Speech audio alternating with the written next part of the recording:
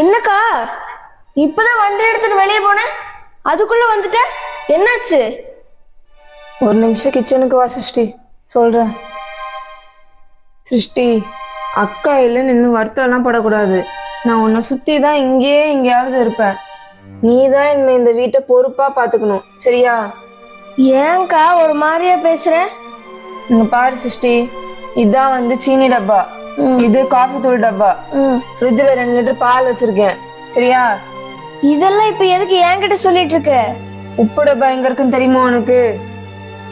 தெரியும், இந்த அங்க இருக்கு.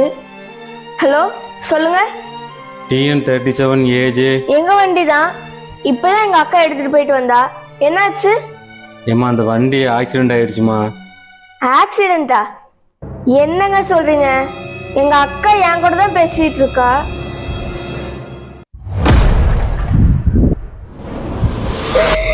ஏங்க, எங்க அக்காவுக்கு என்ன ஆச்சு? அழாதம்மா, உங்க அக்காவுக்குலாம் ஒன்றும் ஆகல.